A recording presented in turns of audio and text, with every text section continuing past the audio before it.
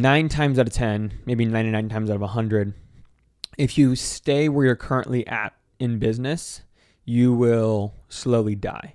And that's not because, that's not for some like weird reason that's like, like when I say that, most people are probably thinking like, oh, like he's just growth oriented. And so therefore the reason that if you're not growing, you're dying is because you're going to feel like crap if you're not growing. That's not what I'm saying. What I'm saying is that the industry that you're in, if you're watching this video, is probably, I don't care if you work with real estate agents, I don't care if you work with tax advisors, I don't care if you work with online coaches, it doesn't matter. Every year, that industry is going to grow year over year, 5%, 10%, right? And so the GDP, like the total amount of people in that market, the total amount of money moved in that market are going to grow. And if you're staying where you're currently at, and not to mention inflation, if you're staying where you're currently at right now and the industry is growing, you are dying. And so in order to stay in business and stay where you're currently at, you technically still have to grow at least probably 5 to 10% a year, especially when you're in the marketing world where most of us or most of the people listening are. That world grows incredibly fast and it adapts and changes constantly.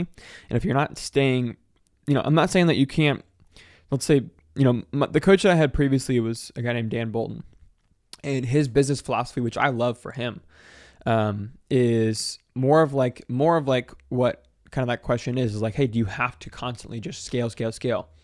And Dan definitely has the goal of making more money, right? Don't get me wrong. Like he's currently doing probably like 1.5 million a year, maybe close to 2. And he definitely has the goal of scaling to 3 million a year. But his goal, he's kind of one of those people that would maybe be in the category of sort of staying where they're at and just growing with the market, because he has a family, he lives in Bali, he doesn't have that much monthly expenses, and he's kind of like pretty free with his money. And so it's like, it's more of a lifestyle business. It's not a business. It's like highly paid consultant lifestyle rather than like, I'm going to build a team and run a business. And so that's one option that you could definitely pursue if you don't want to like go build this massive, crazy business. You don't have to go build a $100 million a year business. But if you're not growing, you literally are slowly dying.